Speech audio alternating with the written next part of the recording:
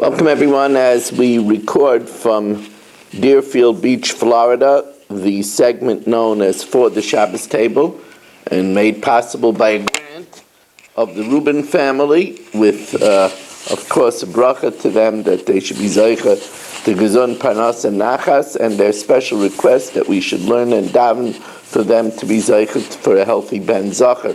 Kein Yiratzon b'Meheira. Before we start the shir, a few things. First of all, I gave in BRS over here in the Boca Raton Synagogue, beautiful shul, I gave a shir to the Kollel, to the retiree Kollel, called a wake-up call about prayer.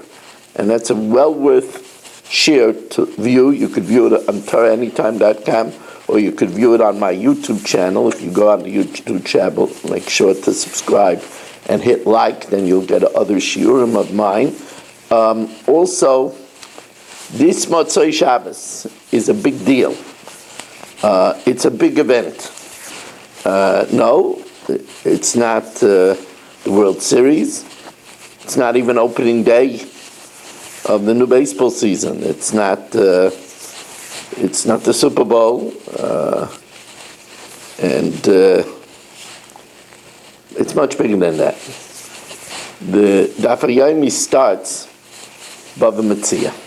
That's when we started. Actually, it starts on Friday. We're finishing Bava Kama tonight. But in our shir, where we learn two blat Motzei Shabbos, you can come and join us and start a career to finish Shas.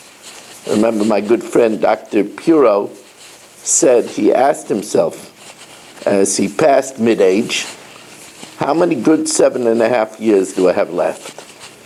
The way Daf Yomi works is whenever you start, you finish in 7.5 years. This is a great place to start. Okay, but Metzia has a few hard parakim. On Neshech and Azov is challenging, really not so for business people. And then we get such great Masechtas Sanhedrin. I mean, we're coming up to Kachin, Mizrach, and Menach is really interesting. Chulin, really interesting stuff. And it's a great time to start. So I want to invite you to start with me this Motzei Shabbos and join our Zoom family from all over the world. Just go get into Zoom and go to zoomdaf.com. Motzei Shabbos, this Motzei Shabbos will be at 8:15, and then the rest of the week from 8 o'clock. And we'd love to have you, really would. Go to zoomdaf.com, and I'll let you in from the waiting room, and you'll be part of our family and ready to go. Soon we're going to be learning the fantastic Parak of Elam Metzia, so it's really an interesting adventure. Okay, but now let's get to the business at hand, and that's our segment called For the Shabbos Table, certain things to share with your family on Sisa.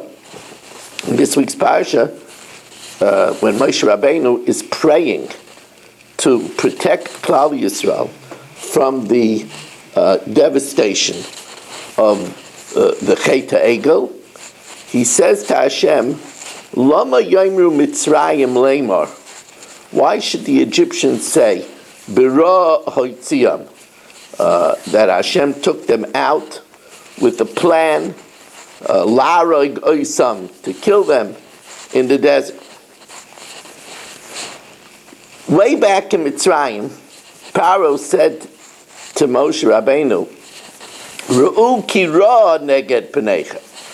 My astrologers, my stargazers, have told me that the koich of ra, of dam, of blood, is waiting for you in the desert. Why do you want to go out into the desert? You're fated to suffer and die. I see the omen of blood. And here Moshe Rabbeinu says to Hashem, why should the Mitzvim say that we were right and that Klal Yisrael was fated to die in the desert?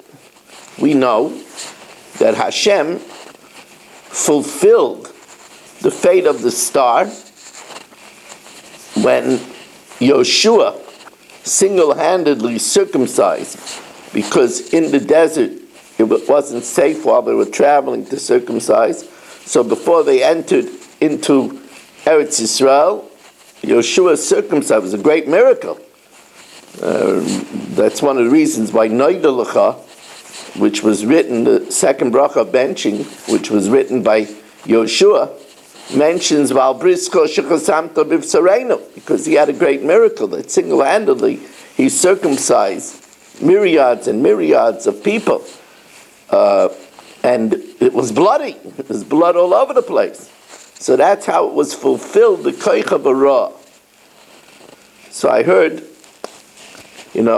one of the most powerful speakers of our generation, who passed away much too soon, who we lost, and we mourn his loss all the time, was Reb Zchariah Wallerstein, Tzadik Nebracha, Schusa Yagim Aleinu. And I once heard him say that he was in Shomer Shabbos, and a man came over to him and mamish collared him and said, "Oh, Rabbi Zechariah, I need money. If I go around by myself, people won't give me money." And so he collared Rabbi Zechariah, and he gave him a cup, and he started walking around. And before he knew it, Rabbi Zechariah was helping this man beg for money. And at first he was very, very uncomfortable. But then afterwards he thought to himself, maybe it was in the stars. Maybe it was my mazel that I was supposed to have to collect. So Hashem fulfilled it by me collecting for someone else instead of for myself.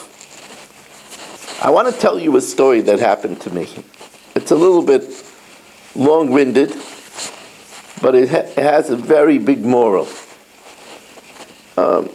Quite a few years ago, one of my good balabatim, good friends, came over to me and he told me that he was having a shalom bayis issue with his wife, and it needs a third party, it needs a quarterback. He told me this at Shalashudis. So I didn't want to let it grow stale. So right after Mariv, instead of going home, I went straight to their home and I heard the issue. And we started to negotiate. And I was succeeding. In Shalom Bayis, you have to flick a switch, get people to realize something. And I was connecting with the two of them. They're both very lovely people. And I got very orangutan, and I didn't realize the passage of time. Now, my family doesn't eat before I make Havdalah. And I never, and I put an emphasis on never, N-E-V-E-R, I never keep my wife waiting so that she shouldn't have to, not eat or anything. And here I didn't go home. And I was so wrapped up and in tunnel vision in the subject at hand, I just simply forgot Abdullah. And at the time, my second daughter, Devora, was 8 months pregnant. And she was very worried. She said, "Ma, there's something wrong. There's something wrong. Tati never keeps us waiting. He didn't even call us. Something's wrong." So my wife, Aleh Shalom, Liba Bas Rav Aaron, she said, "Your father is doing a mitzvah.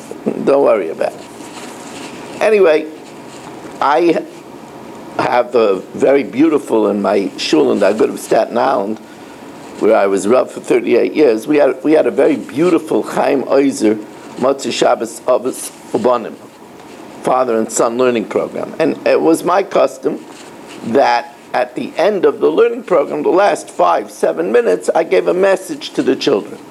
And I never missed that. 100 children with fathers.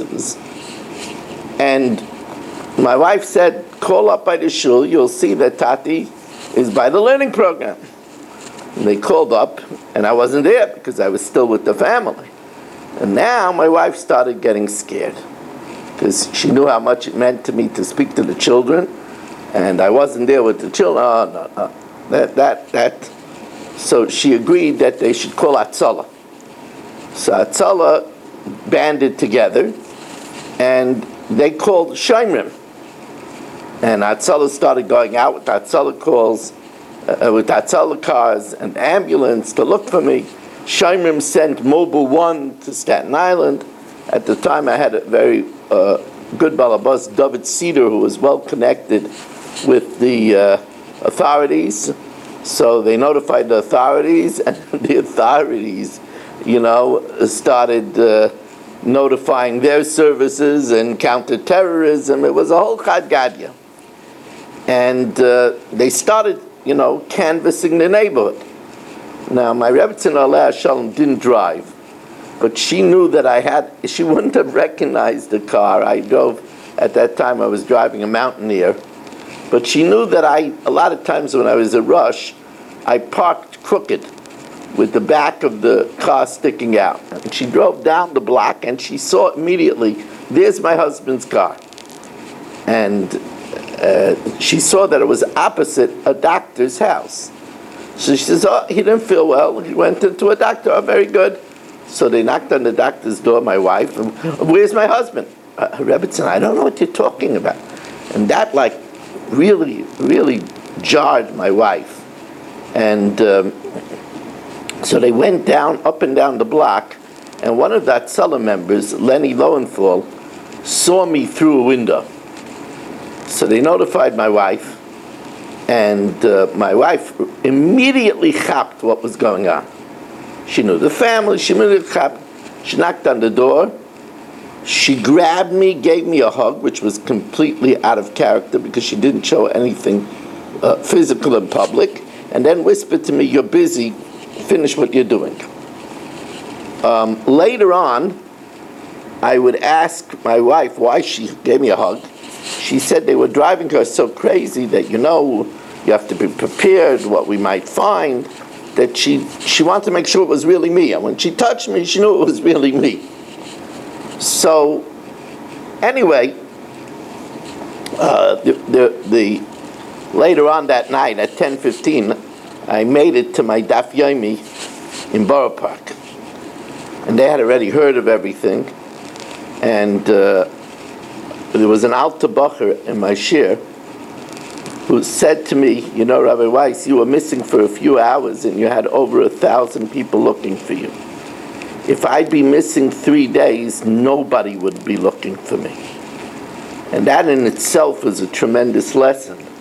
We should appreciate if we have a partner who, if we're missing, will immediately miss us. That's a big thing. Reb Ruvain Feinstein's comment about the story was that, you only get away with this once. You got to make sure something like this doesn't happen. But knowing what Reb Zechariah Wallerstein said about Ki bara ha'itziam, what I thought to myself is I had to go missing. It could have been chas v'shalom, that I could have been kidnapped, Rahman litzlan. Or I could have fell, and Rahman litzlan had amnesia. Hashem made it that I should become missing because I helped somebody with shalom bayis. This is a very important way to look at things. I remember that once my Rebbetzin Aleh Shalom was in 13th Avenue, and an old woman fell, and she had nobody with her. And instead of shopping, and she got into the ambulance with her because there was nobody with her, and she stayed with her in Maimonides until she was settled. And we were talking about it afterwards, the same thing, that in the stars, it was that she was supposed to be in an ambulance. It could have been that she could have hurt herself. Could have been she could have fainted. Could have been she could have had chest pains, Rahman al-Islam. Instead, she was there to help somebody else. It's a different way of looking when something out of the norm happens. Now, talking about the Egel, this week's Parsha is all about the Egel Azav. It boggles us how right after Har Sinai, when it says that we heard from the Rebbeinu Shalom the first two luchas, right, and then we died and we had to be resurrected, and then we said we can't tolerate it. Let us hear the rest of Moshe Rabbeinu. And even before Har Sinai, at the Yam Suf, it says Rosh Shivcha al Yom Ashaloi Ro Yecheskel Ben Buzi B'Maisim Merkava. And yet a short time later, we could go against the second commandment and worship idolatry? How could that be? So, of course, Mefarshim want to answer that it was the Erev Rav. But a lot of the Mefarshim say that we have to be careful when we reach a very high madrega. Because when we reach a very high madrega, so then we're on a very high level, and the Yetzer Hara is very strong. That's what it says. Whoever is greater has a greater Yetzer Hara. And that's why we know that the Gaon, when somebody said, I wish I had your Yetzer Hara, the Gaon counted how many minutes he was Mevatel Torah for the whole year. And the Gaon said to him, Chas v'shalom. And the reason is, it's simple. Because there always has to be free will. So the bigger we are, the bigger has to be the test. Because if we're on a high level, a small test won't be a challenge. So the more we grow, the greater is the Yetzer Hara. That's why it says, Al tamen ba'atzmecha ad yom moischa. Don't trust yourself until the day that you die. Because up till the more greater we become, the more greater is the challenge. Hashem ups the ante that it should be. And therefore, when we were on such a high madrega, there's a tremendously powerful Yetzer Hara, and we know it was a tremendously powerful Yetzer Hara. It says the Yetzer Hara showed us a vision of the coffin of Moshe Rabbeinu in the sky. The Yetzer Hara really was allowed to show us that Moshe Rabbeinu died. That's the level we were on. And by the way, that's why people wonder. I don't understand. The chassan and a kala get mechilas avainis, they should be tzaddikim gemurim. Why don't we really notice any difference? That's because as soon as they have mechilas avainis and become such tzaddikim, they get tremendous Yetzer Haras. And that's what happens with a bar mitzvah boy. They say, bar mitzvah boy, he's just starting. He's mamish a tzaddik. That's why the Yetzer Hara just starts then. Right? And that's why he's given a Yetzer Tov to battle it, because until now the Yetzer Hara wasn't messing with him, because he's not a mitzvah v'aisa. Now he becomes a mitzvah v'aisa. Oh, all of a sudden, whammo! That's why he's given a Yetzer Tov to help him deal with it. Now, most of the Mefarshim, they learn that the Chet HaEgel was not one of Avodah Zarah, but rather they thought Moshe Rabbeinu was alive, so they wanted to replace it with a different leader. However, if you look at the Mefarshim, it's actually, I believe it's a Tanchuma. It's a Tanchuma in Parshas Sisa. The Tanchuma says that Vayakumu litzachek, that when they made the Egel, they got up to laugh. And we know already that that's a very dangerous word, litzachek. And what does it say? That Sari Imenu saw Yishmael mitzachek. And mitzachek is Avodah Zarah, Gilui Arayis, and Shvichas Damim. And that's exactly what it says in the Tanchuma. When it says Vayakumu litzachek, she'ovru al Gilui Arayis, Shvichas Damim, Avodah Zarah. Immorality, murder, and idolatry. What happened? What happened? The Heilige Satmar Rebbe, he says, we see from here that if we let the Yetzer Hara win us in a challenge, then he gets a foothold in us. This is mamish aveira gereris aveira at its worst. And that's why when we have a challenge with the Yetzer Hara, it's not just that challenge. Yetzer Hara gets us to hurt our spouse's feeling, and then it goes downhill from there. The Yetzer Hara gets a foothold, and then it gets worse and worse. You have to be very careful. That's one of the lessons of the Egel. Now, at the end of the Parsha, it says, V'lo yachmoid ishes artzecha, no man will desire your land, ba'aloscha lirois es pnei Hashem elikecha shalosh pa'amim b'shana. This was one of the great mitzvahs, the great proofs that the Torah is min hashemayim. You know, like Shemitah, that Hashem says, don't worry, don't plant. The whole nation shouldn't plant. There's not going to be a famine. I'm going to give you a bumper crop the year before. So this is one of those commandments that shows Torah min hashemayim. All men, all able-bodied men, should go, leave the elderly, the women, the children, and don't worry, with all your vineyards and all your stocked homes, don't worry, nobody will touch you. Who can give such a guarantee? And Klal Yisrael did this for generations. It's an amazing thing. But I wanted to speak to you about a psikta rabasi. There's a psikta rabasi on this pasuk. There was a ish echad u'shmoi Navos. There was a man by the name of Navos, and hayukayloi noah. He had a beautiful voice. Vayayil Yerushalayim, and he would go up to Yerushalayim. Vayakol Yisrael miskansin lishmoi es kayloi. And this would be one of the features of Aliyah L'Regel. He would say Hallel, he would daven for the Amid, and everybody would listen to him. Pamachas loy Allah, one time he didn't go, v'noivad min ha'olam, and he died.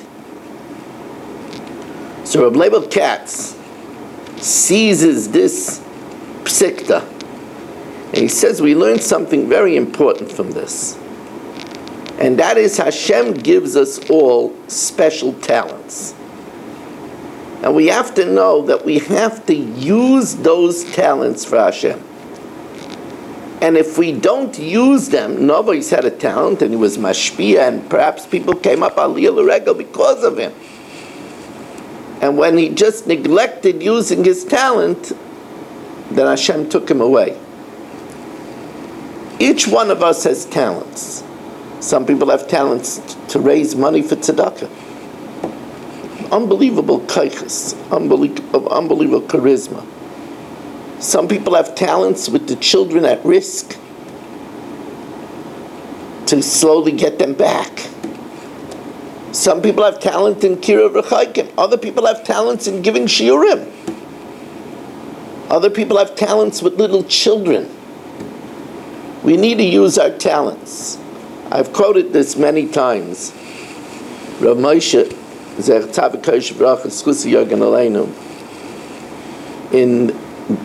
the Akdama to the Dibris Moshe, not Igris, in the Dibris Moshe in Bava Kama, he writes, who am I to write Svarim? If not him, then who? You know, they asked Rabbi Yoshev, why doesn't he write Svarim? So Rabbi Yoshev said, you think I'm Rabbi Moshe, that I could just write Svarim? I also heard from one of Rabbi Yoshev's Gabayim that he said that he can't schlep himself away from the Gemara to write. He was so attached to the Gemara. But Rav Moshe writes in his humility, who am I to write Svarim? But he said, listen to what he said. He said, after I leave this world, Hashem is going to ask me, so you were Rosh Hashiva and MTJ, and you gave shir to 50 people at a time. And then you were in Staten Island and gave to another 50 Bachrim. But you could have wrote Svarim to teach people all over the world and for many generations. So a person is going to be asked, this is what Rav Moshe is saying, a person is going to be asked did you use your kaiches? Navais, who didn't use his kaiches, then he died. He had a kayach to sing, and he enthralled the masses that came up to Aliyah L'Regel. The Psikta says, 1 year he didn't go, he died. We have to use our kaiches. As always, I want to thank the Rubin family for making it possible for us to have this segment called For the Shabbos Table. I also want to thank all of you for joining us. Remember the shir on YouTube, a wake-up call for prayer. Also remember that this Motzei Shabbos, we start learning in the Daf Yomi, Bava Metzia. Join us at 8:15. Go on Zoom to zoomdaf.com. We'd love to welcome you in our family the rest of the week at 8. You know, you can do it sometimes joining it live, and sometimes use TorahAnytime.com, or sometimes go to a different share. But you got to be in it to win it. You got to start the daf, and you'll see. You'll start the daf. I'm doing this for a long time, Baruch Hashem. And it changes your life. It changes the life of your family who see you doing it. Your children will learn to become Shas Yidden. So please join us. Thank you very much, and have a wonderful Shabbos.